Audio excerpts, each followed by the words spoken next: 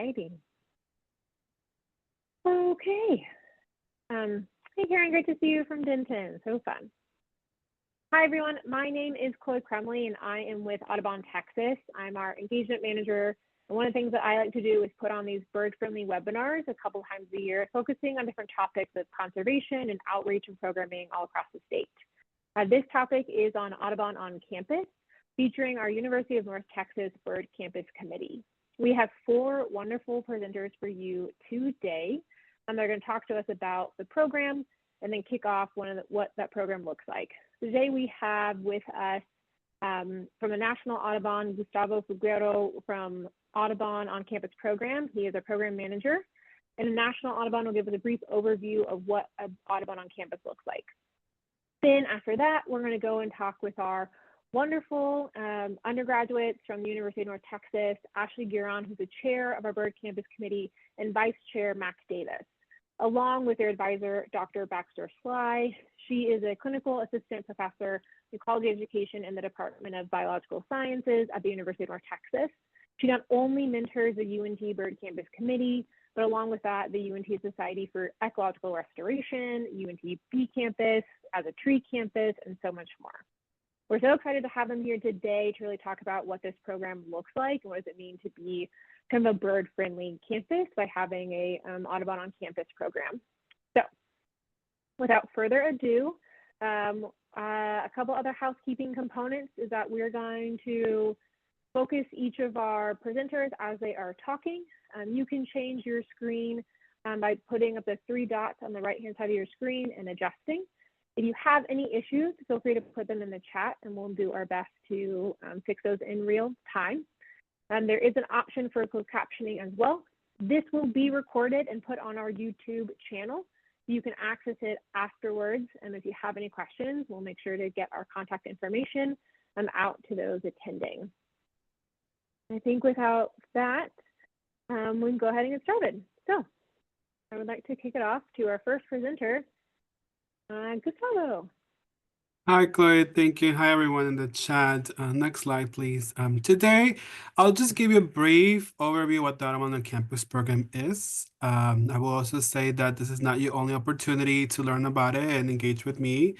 In the follow-up, you also get some language from Chloe regarding to next steps, to what to do to get involved in the program, or if you want to have a one-on-one to just have more questions or comments and concerns, I'm happy to arrange some time and talk to you.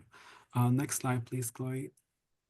So as you go to the next slide, I do want to give you a quick overview of who is currently, what this powerful team is and who is sort of managing the team right now. So of course you have me in screen, but we also have Diana Braveway, who's the program director, and Ray Sesley, who is the engagement associate. Currently Diana is on medical leave, so we're hoping for a speedy recovery and we're hoping for her to return this upcoming summer. But I just wanted to just give you this sense because when the program was first started in the Genesis, it was just me for a whole almost 2 years. And now the program has grown a lot. We got some support for community chapters, amazing partners from campus chapters, students, and faculty, that we were able to secure more funding and grow. And now we're a team of 3 people.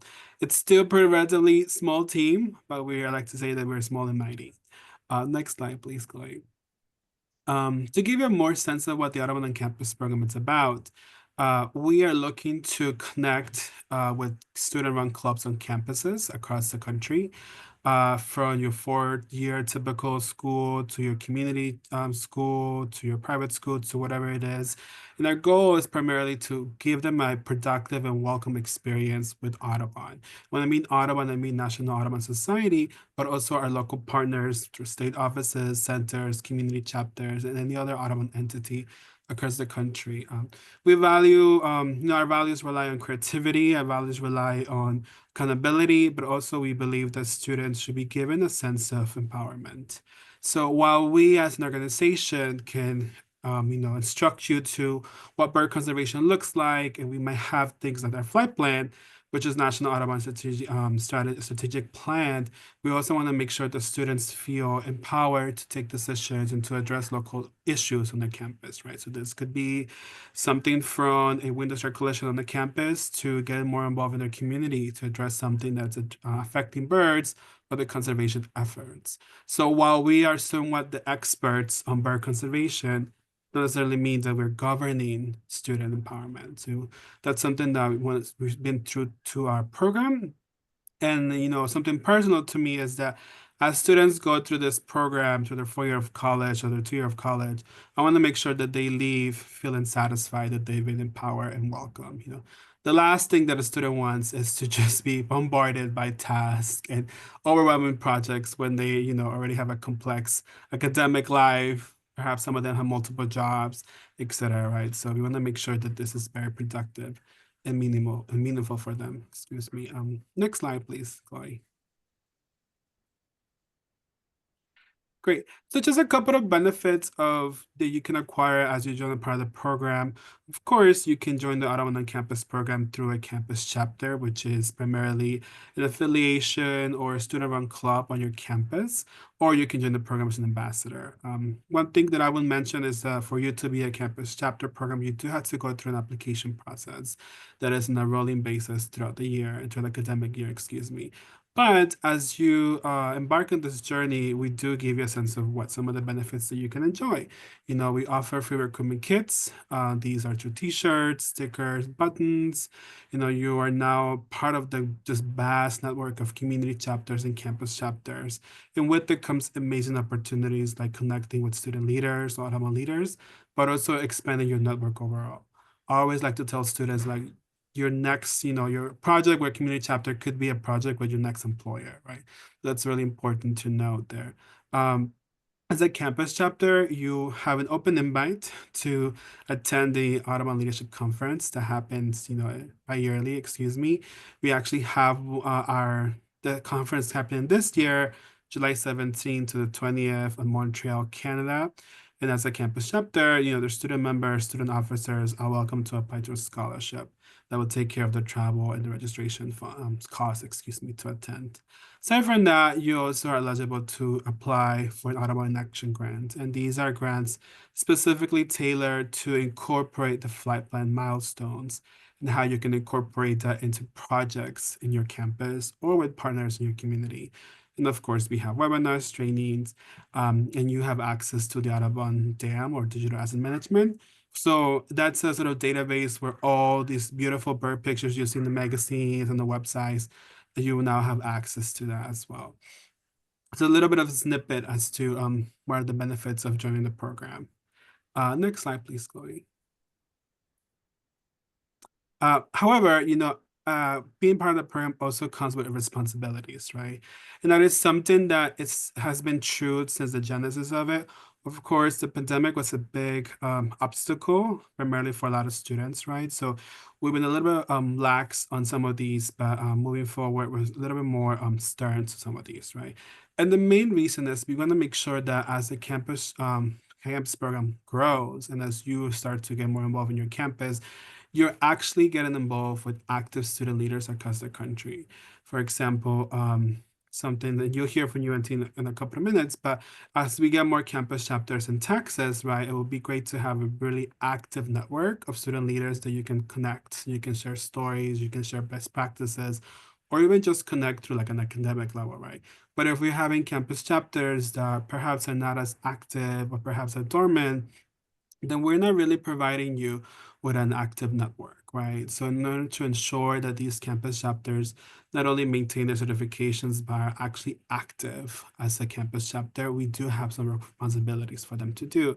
So on your screen, you'll see that every academic year, excuse me, campus chapters are required to complete their end of year report. They're also required to let us know what type of programming they're doing. That is not to assess the quality or whether the program or a project or event is beneficial, but just to see if there's anything that we as a program can do better to support them, right? And perhaps they might do a native plant restoration garden in Texas, and there might be a campus chapter in Florida that wants to do that, right? They want to connect with the students to learn from their mistakes or to learn best practices, right? So we want to make sure what type of activities are happening across the network.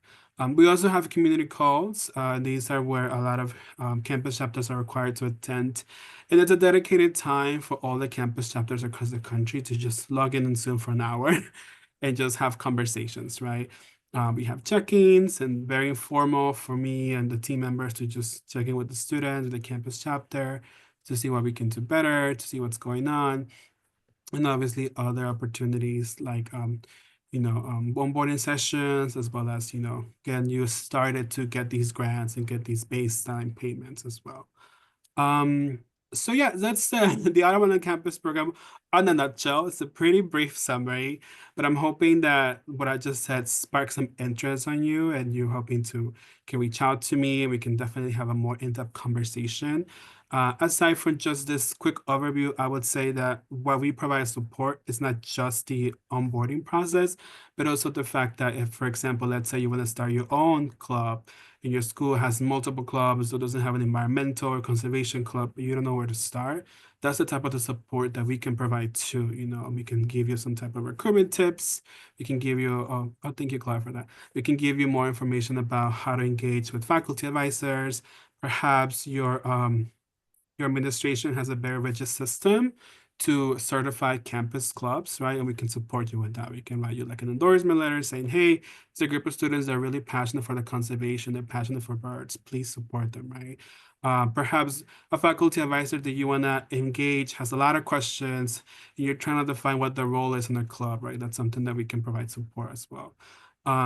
So a couple of things to just for you to just connect with us. We learn about the program. I will also say if you're interested in the program, learn about your school system. What's the process for establishing clubs. Perhaps you already have a couple of friends that want to start a club, but you haven't engaged with a faculty advisor. Just explore your faculty advisors. Let's see who is interested in supporting, maybe who's a faculty advisor that has time. Perhaps you have a faculty advisor in mind, but they're pretty busy this term.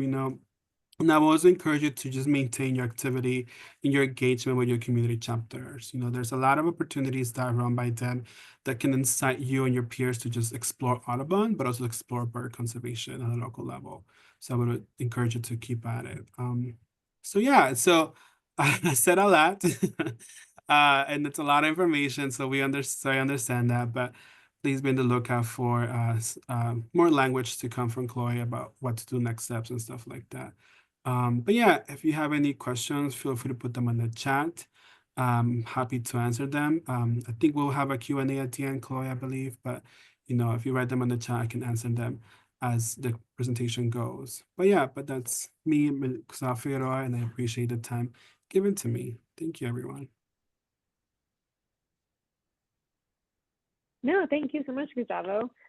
That is a brief overview, but if you're going to think about our Audubon on Campus chapters, we think about hopefully everyone here is a part of a Audubon chapter in the state. We have 20. I saw some hands raised. And thinking about how then we can do that on campuses to engage this next generation of advocates is really important for our birds and connecting and being a part of that empowering network. And so we're so excited now to kind of show what that actually looks like in practice with UNT and the Bird Campus Committee. Now we're going to pass it off over to Dr. Jamie Baxter-Sly and our chair and vice chair for the Bird Campus Committee to tell us what they're doing, what it looks like to be an Audubon on Campus chapter in their school. Awesome. Chloe, Chloe, when we were practicing, it was so easy, and now it changed on the share screen thing. It's not the same. It's not the same It's option. okay. Let me figure it out real quick. It happens. Not a problem. Hmm. The beauty of Zoom and technology is that always adapting. Make us adapt. Chloe, I'm going to do something real quick. I'm just going to share the link with you real quick, and if you can just pull it up, then we can get going, and that way we don't take too much time. Let me share that. No problem. Gustavo mentioned this too, but we'll have an opportunity to ask questions, these more detailed questions compared to what you want to put in the chat. But feel free to also throw those in the Q&A, and we can answer those as we go along. So that is another option. Okay, beautiful. Let me see if I can get this on my. Okay, great. Let me go ahead and share.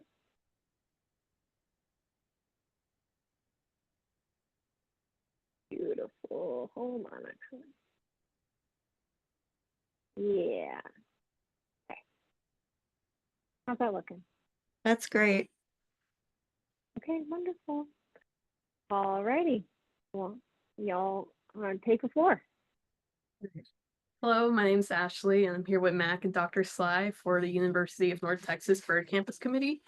We are located in Denton, Texas, which is about an hour up from Dallas if there's no traffic. And our goals are to provide safe habitats for birds on campus, as well as do some outreach towards our community. And in this map provided, we have bird habitat located on this map, as well as our bluebird boxes that we have set up that I'll talk about in a bit. But basically, these are bird habitats on campus designated based on native plants that are found there, pollinators, and the amount of green space there. You can go to the next slide.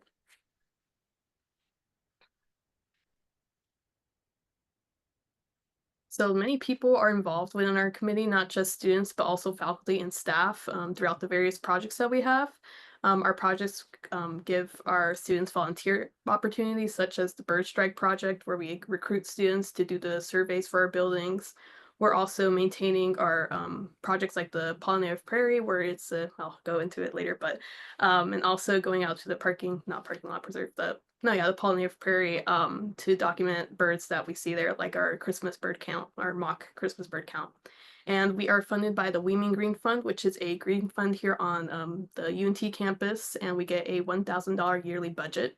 And we have meetings twice a month. So we have our general meetings, which is just like general information where we update on projects or give project ideas or guest speakers. And then we have our work days, which is where we do our maintenance of our different various projects. You can go to the next slide. So the Audubon Leadership Conference, which was mentioned earlier, that's where I first learned that we were the only Audubon on campus chapter here in Texas, and which is why we're having this meeting to change that. And we've done different projects that help document and provide habitat for many species at risk here in North Texas. And also these projects help contribute to policies such as the one here on campus where all new buildings would require bird safe class. And we also have different partnerships across the DFW area. So it's not just here in Denton, but we spread out towards our external community.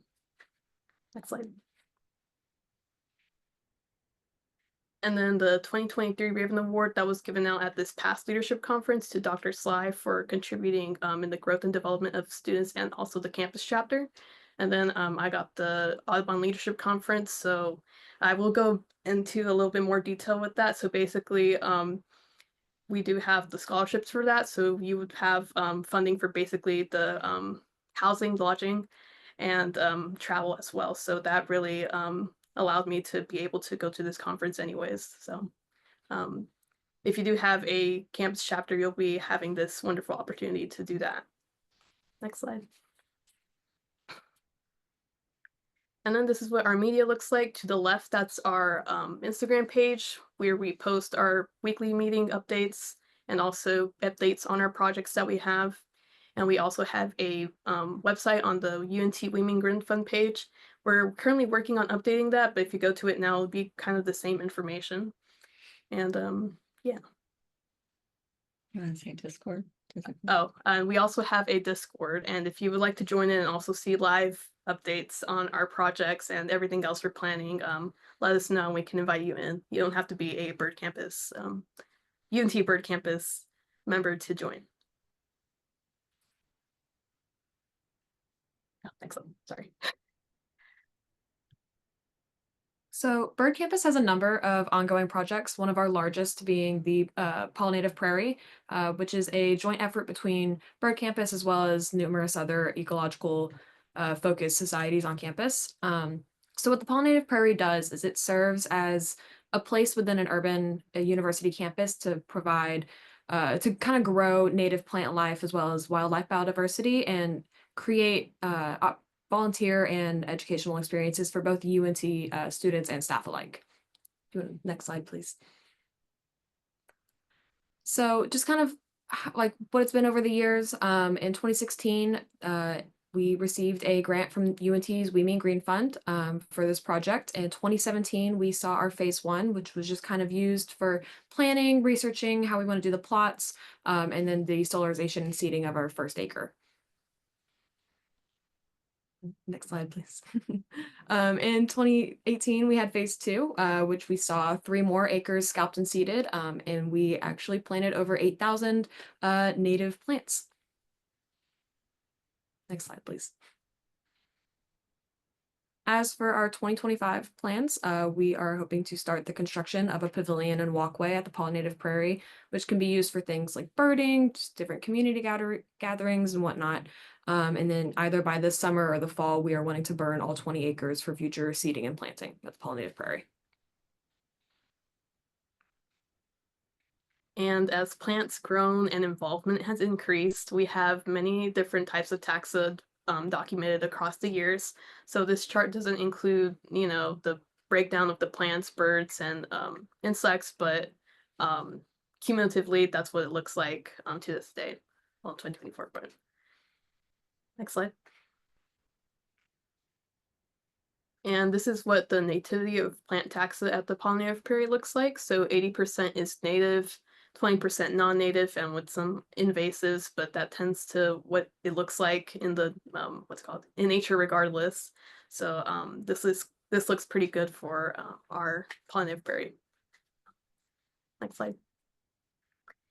And not just plants are at the Pollinative Prairie, but also many different bird species. We do have graduate students that research in raptors, and they've done some banding out there. And we do have, I think it's just one red-tailed hawk right now, right? Two. So there's 2. Oh, banded one. Oh, banded one. But it's got a mate, unbanded. Yeah. And so if you see this red tail, you take a picture and you see a band, well, that's our guy. And there's also a banded kestrel pair out there. So this also shows not only are birds choosing this habitat for passing through migration, but also staying here and choosing it as their home. Next slide. And then this is other examples of different bird taxa that you can find there. You see not just passerines and raptors, but also birds that feed from the water like herons. And we have documented officially 3 different types of species that have nested here at the Pollinative Prairie. So we have our bluebird box, which is actually active right now. And not sure if there's eggs or nestlings, but I'm pretty sure it's eggs right now, but we'll know at our next check. So that's also another opportunity that we have for our students. We do nest checks for these bluebird boxes, and students can learn how to do a nest box check without joining like a heavy project over the summer, something like that.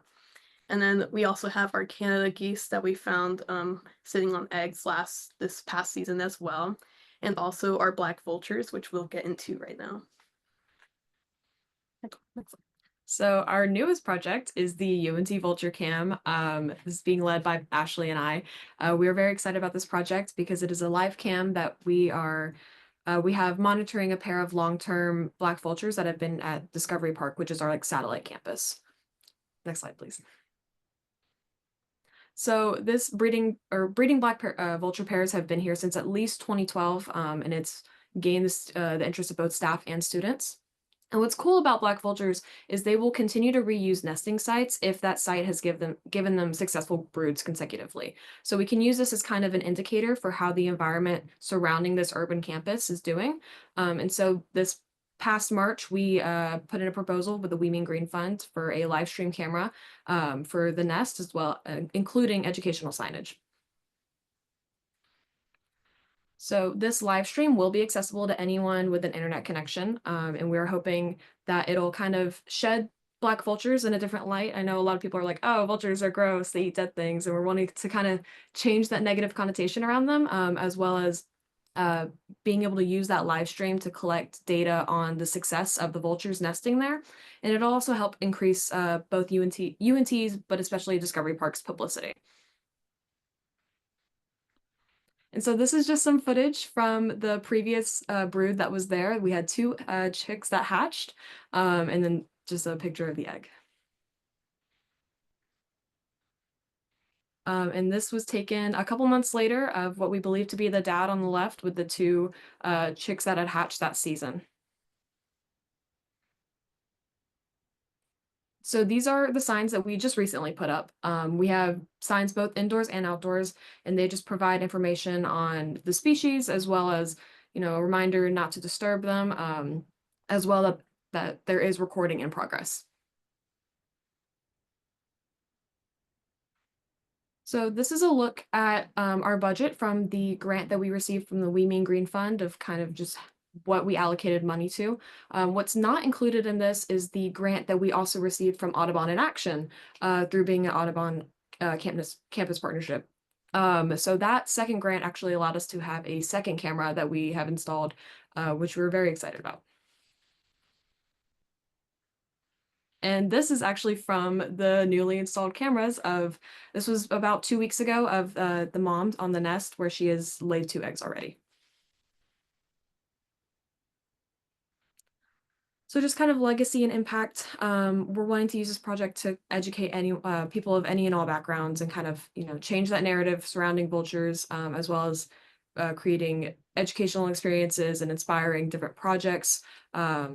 And just getting the overall UNT and surrounding community to care about not only vultures, but birds in general.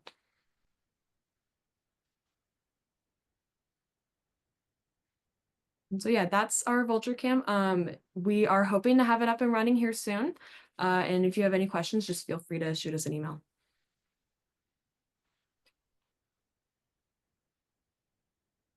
So also to add on, that's an example of what an Audubon and Action grant can look like. It doesn't have to be like something like as expensive as like multiple cameras and stuff like that. It could be something small. I can't think of an idea right now, but be creative when you apply. So this is another example of one of our projects that we have here on campus. We call it the Parking Lot Preserve. And this is a spot behind the environmental science building here at campus that is designated for native plants and a habitat for different types of species, not just birds. And we do a designated work day for this spot between the spring and fall semesters. Basically what that looks like, we do pooling of invasive species, which is tends to be there a lot of time, and also picking up trash that some people passing by or just the air like puts it into there. And also sometimes we do planting of native plants and trees to contribute to the different canopy levels of habitat that are in this space. Next slide.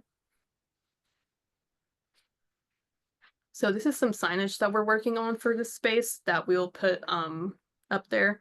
We're planning it to be like pretty tall and informative. So here you can see the different types of canopy habitats that I was talking about. And at the bottom, it talks about what other factors are in this little space for it to be habitat. So like adding nest boxes or water for birds to drink from there. And also below, there's some examples of native plants that this area can have, and also what you can add into your own space, like in your backyard. Next slide. And then this is the back of that sign. So it's different types of bird species that you can find within this area in the parking lot itself, and also just like outside of it, like in the air or like across the street. And all these pictures, fun fact, is taken by multiple students here on campus and also designed by students. So we all just sat down and then put these pictures together and organized it, and this is what came out of that. And also the front was also designed by Dr. Sly and students as well. So a lot of different types of student contributions to this, and as well as our other projects. And next slide. And then this is the bird strike project that we have running. We labeled it as a legacy project, so when someone graduates, someone will also take over it. So originally, Marie Muniz, she was the one that created this project, and then it was passed on to me in the fall of 2023. And within that time frame, we have gotten the policy that is implemented into the UNT design and construction standards. So all future buildings would require this new bird safe glass. And basically, we do our surveys twice a week for each building. And what this looks like is, the usual strike thing. You go out early in the morning, go around the building, and then we record it on iNaturalist. And from those surveys, we have gotten 75 observations. But of course, if you're only surveying a building twice a week, you're not going to get a lot of data. So this is where iNaturalist comes in, and different students outside of our survey times can contribute. Like if they're going to class and then they see a dead bird, they record it and it automatically uploads to our project on iNaturalist.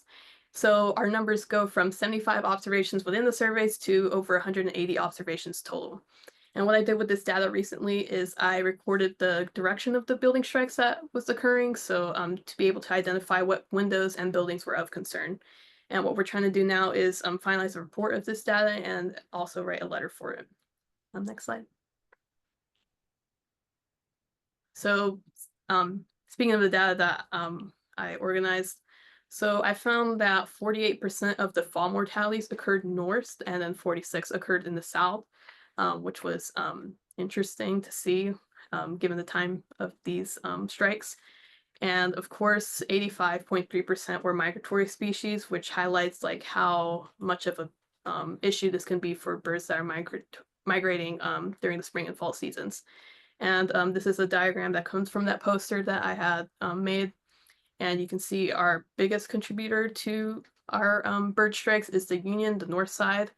And that's the side that has the Starbucks building. So it kind of shows like, hey, do you really want to be sitting down and drinking coffee and then a bird hits the window, or you were going over there and then you see a dead bird on your way in there? I don't know. I wouldn't. And of course, in this top right corner is what our stats for our iNaturalist page looks like. And next slide. And of course, all of this data, all of this projects that we have has contributed to the city of Denton becoming officially a bird city. So there's an article from Denton Chronicle right now that talks about this a little bit more. And yeah. So now we're open for questions about anything like projects or what we did for any of this stuff.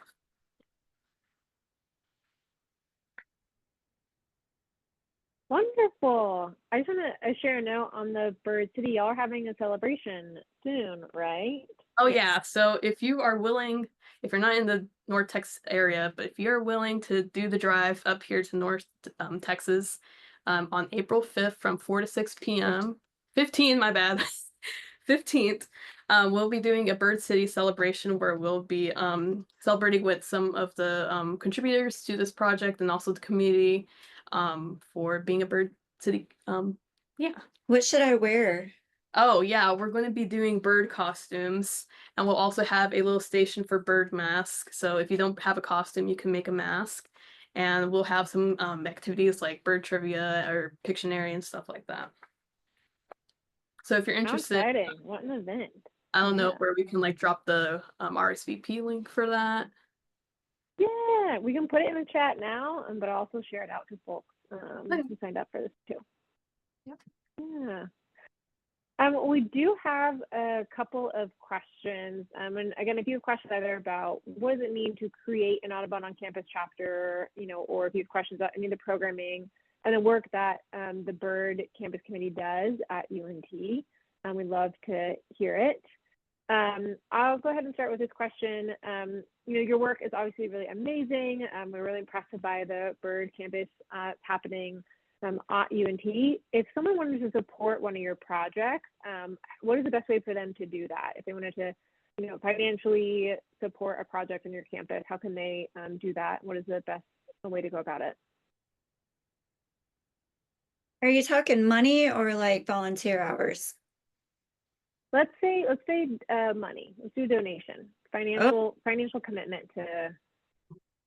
Oh yeah, that's a great question. So for the Pollinative Prairie, we have a Pollinative Prairie donation page. And so if we did have, say, for instance, somebody that wanted to donate to the UNT Bird Campus, they could contact me and I could set up, a donation page for Bird Campus specifically. We just haven't had anybody say anything like that yet. Great. We're glad to have it. But then on the volunteer, yeah, well, I would say make sure we put your email in the chat so folks can get a hold of you if it comes to donating financially for your programs. What about volunteers? Could you repeat the question again? if you need volunteers, what can people expect to do, or how can they get in contact with y'all? How can they give their time? Oh yeah, so we're working on using Mobilize at the moment. We're what's it called? Well, basically, like we tried it out with this Bird City thing that we're starting to do, and that's been working so far. So we're going to start using that more for our events. And so at the moment, you can just like email us and see if you can join our Discord link, and then from there you can see like all our events, and also if you have an Outlook, we can share like the calendar invite, right? Yeah. Mhm. Okay, great. Well, I just put the Mobilize link in the chat. So if you wanted to participate for the Bird City event happening, go there. But also, this is a good place to go to check for future volunteer opportunities that they may have. Oh, you know what? I know why.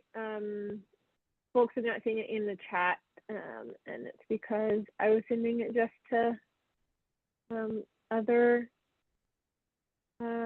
the panelists. So let me fix that for y'all. Okay, share with everyone. So here is that link Instagram. to the Mobilize event. Campus. There you go. Okay. All right. Okay, so another question is, this work is so amazing you're doing on campus, and but just kind of curious if y'all connect with any of the local Audubon chapters kind of in the North Texas area as well, doing any of this work either on campus or off of campus.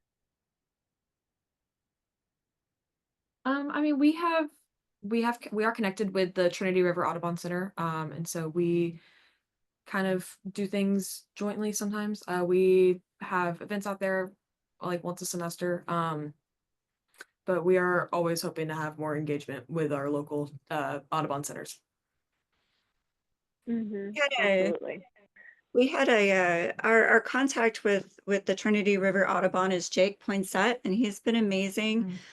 He took us out on a tour of a ranch that does growing native grasses, but at the same time, like having cows. And so that was really super interesting. And through that contact, we found some, this ranch that would donate like plant material, like for us to culture in our own prairie. So it's been a really good relationship. The other thing that we did for Trinity River Audubon is we hosted a mothing. So we're not only into birds, we're into what they eat too, the bugs, right? So we took some mothing setups and worked with Sam Kieschnick, Texas Parks and Wildlife out there. So just different things. We're really lucky to have Jake as our mentor, I guess. Absolutely. So you got our Trinity River Audubon Center there. There's the Dogwood Canyon Audubon Center. Of course, Cedar Park is out there. We also have our Fort Worth Audubon chapter. So kind of a lot of groups, not just Audubon, but lots of organizations to connect with, which is great and good to hear. We have another question about, this one's kind of simply for your prairie that y'all had worked on. So someone was curious about, how did you source all the plants for the pollinator garden and for the parking lot? We saw that potentially you're going to work on either a greenhouse or the project y'all have coming up. Did students help to grow those, or did you have a partnership with a nursery nearby? And I can try to go back to those slides. We kind of went through it kind of quickly, but in your kind of phase 2, you had all these little baby plants. So I think folks are curious of how you kind of got those. Yeah. Do you guys want to take a stab at that question? You can go ahead. Yeah, you want to go? Okay. Well, so if you're in Texas, and especially in DFW, you are lucky to be around the Native American seed. They have Texas natives with local genetics. They're in Central Texas, so we often use that. Bill Neiman even flew up and took a look at the prairie. He's the owner, and he also is the one that started the Flower Mountain. So that's been a really cool collaboration. And then in town, if we have plants that don't come up from seed very well, we use our local nursery called the Pain and Flower Farm.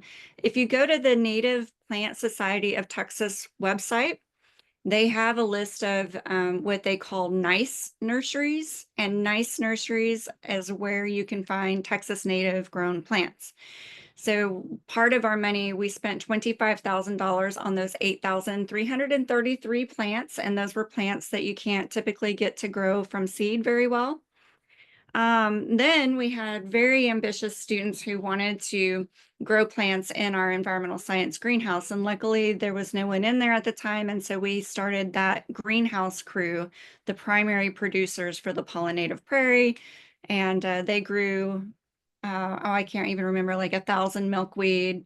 They tried their hand at grasses. And right now we have a project where we're looking at, can you take arbuscular mycorrhizal fungi that are associated with roots from a remnant prairie and inoculate it into new soil to grow better grasses for birds, for overwintering birds.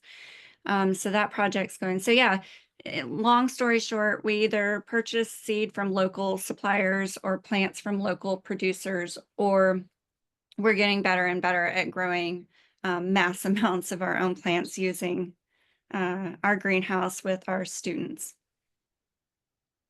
Very cool. Like great information. Okay, shifting over to kind of the bird-friendly work with the glass. Someone had asked about where you're finding the birds actually, and on your route. Are you potentially looking at or taking note of any of the vegetation across from where the windows are, like where you're finding birds? Is that coming into consideration when you're doing your route? Like if there's trees, are there Turk's cap? Like, are you looking at any of the vegetation, or do you have any of that potentially noted when it comes to your collision strikes?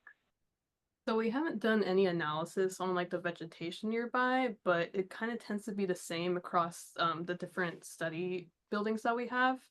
But yeah, what was the rest of the question? Like what kind of vegetation? So I'm thinking about Yeah. that problem where you've got the vegetation with the reflection. Mhm. I think that's what Tim's getting at. What do we got going on? Yeah, definitely at pretty much all of these windows, there is that kind of vegetation going on. That could be contributing to like the collision of these, what's it called, the windows. So yeah, but we haven't done like any like official analysis on that. Yeah, absolutely. I know that in College Station, they get some of their most frequent strikes on their campus, kind of avian mortality monitoring is ruby-throated hummingbirds. And one of their hotspots is an area that has a lot of Turk's caps near the window. So their first assumption was to remove the Turk's cap. Maybe something else they could do is bird-friendly glass, or working on some feather-friendly opportunities, which kind of leads me to our next question.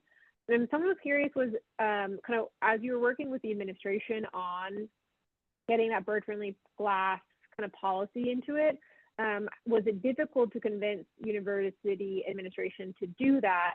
And could you talk to us a little bit more about that process and how that's been going? And I know y'all are doing a little bit more on it, but people would love to hear how that's happened at UNT. So the policy was before my time on the project, but what comes around when it comes to these conversations is one of the main concerns is that they're like, oh, well, at least what we've heard, it's like, oh, it kind of interferes with like the student experience, seeing like the dots on the window, but like when we're like talking about to other people, they're like, oh, well, I wouldn't really care like if there's dots on windows, you know, I'd care more if there's like a dead bird like in front of my building. Another thing that is a concern is, of course, the cost of it. We did a quote for the main concern window, the north side of the union, and it was like how much? $100,000. Yeah, so not much can like be done with just like, you know, our usual funding with that. And also I don't know what their budget looks like, but I guess it's not like feasible for doing treatment on that. But yeah. We did have a slight alteration to the policy since it was implemented. So when Marie did the bird strike project, you know, a lot of the higher admins really took notice of that and they wanted to be supportive, and that's when the policy went into effect. But then we have a new science building coming our way. It's being built right now. And we were asking if that building was going to fall under this policy. And when that question got asked, I mean, you're talking really a rounding error in the development of a building to put that bird safe glass in there, but it does take planning ahead of time. So they had to revise the policy to put a stipulation that there could be buildings that are not able to have it. And so the new building, unfortunately, the planning for that wasn't done in time. And so hopefully the next time we have a new building, they can actually see that dream come true. So it wasn't, Absolutely. I was going to address Tim's real quick too. It says it wasn't for replacing the glass. It was for the film that was $100,000 for the north side of the building. Mm-hmm. Yep, some of those costs can be steep, but I think it goes back to longevity of the work that you're doing and UNT as being a part of this bird-friendly campus and how we can help. And maybe people are part of this network and hearing this can help if you are a UNT alum, how you may be able to write a letter to the administration and say this is important to you for the university to send funding on this, because it will last for many, many years to come and reduce kind of those fatalities that you're seeing, which has been really interesting to process on the campus. I think another question kind of around this was light pollution. And so of course we know that lights attract birds, but when birds get into places and they are then kind of, when they take off from vegetation, they strike glass.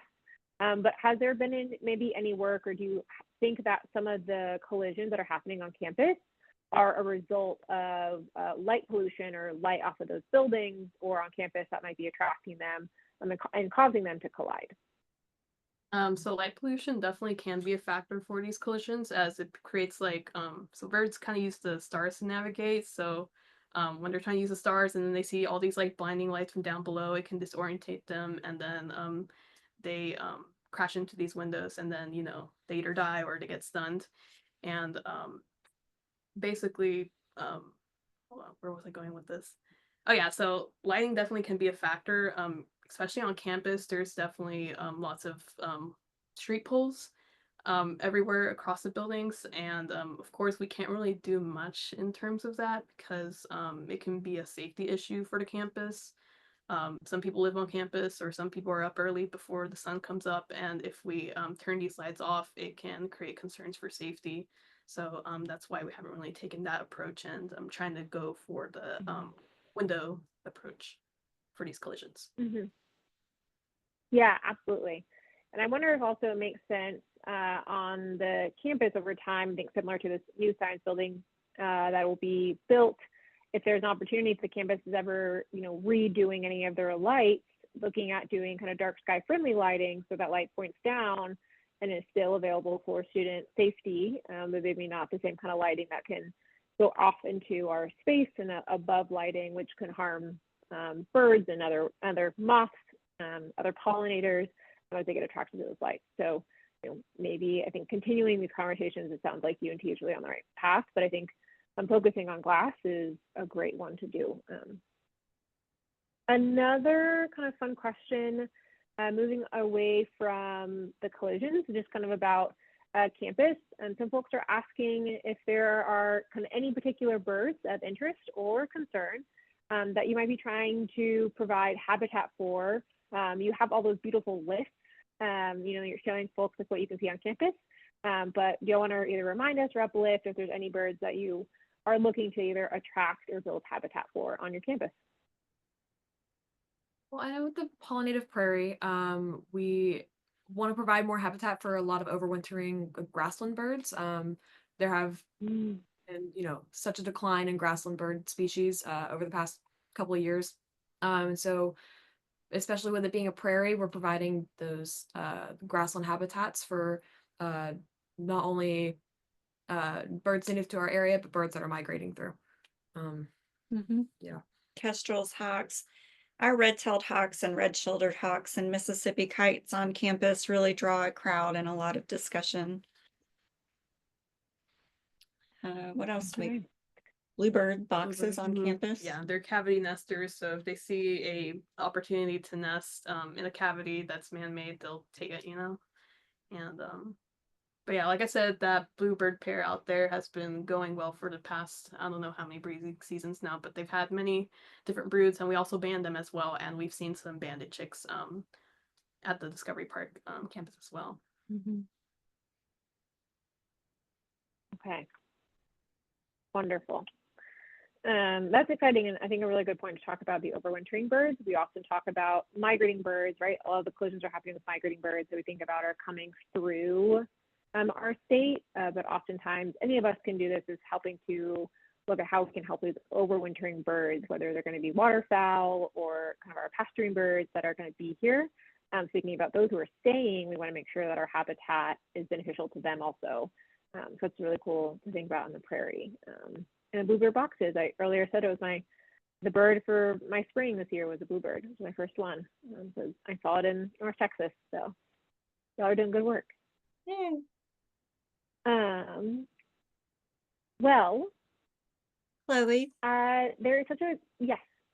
I have one of the very first questions was from Faith Bowling, and it was about, hey, I'm in high school and I'm really excited and I want to get going now. Are there any opportunities? And I did want to tell Faith that we have a program called Natural Pathways.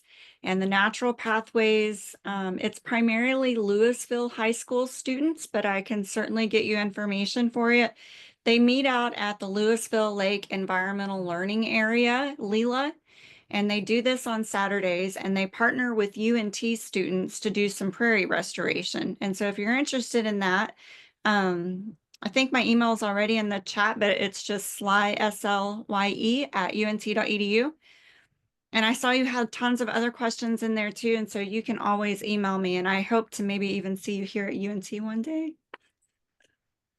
Yeah, I would say Absolutely. definitely has helped contribute to what my CV looks like now, and also like all the different experiences I've gotten, not just like volunteering, but also like field work and stuff like that. So if you're in the North Texas area, or if you're willing to move to North Texas, then I think UNT would be a good spot for your undergrad. Amazing. Well, Well, I think those are, oh yeah, please, the Gustavo. comment, your information you put on the panelist chat. You didn't share with everyone. Oh, let me put that.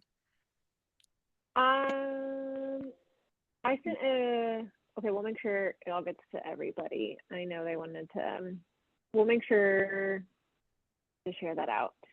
Oh, there we go. There, yeah, Dr. Sly's email's in there, and then I'll put mine in there also. I'm sure everyone has my email as you get these requests. So, okay, well, I love that y'all get to share about what is happening at the UNT campus. It's like so many wonderful things. And you know, now this PowerPoint is a live link, and we can also share with individuals if you want to learn more about it and how you can donate to the work that they're doing or participate as a volunteer. Come celebrate with us. What was the date again, Ashley, for the Bird City celebration? Okay, we'll come back. I'll put that link in there again if folks want to join for that event. It'll be there in Denton. And we'd love for folks to attend. And just a big round of applause to the work that y'all are doing. I'm just so happy for all of y'all for being here, and for Gustavo for helping our Audubon campus chapters to be so successful. And hopefully this was inspiring to anyone to encourage if you are alum at a university, or if you're at university, to kind of get your campus going, and possibilities you can do to help birds, engage your community, connect with partners, engage your students. So thank you all so much. I really do appreciate your time. Anyone needs anything else, we'll follow up on Friday with this recording and our contact information. So, okay. All right, I'll sign this off. Y'all have a great rest of your day. Thank you. Thank you. Good job.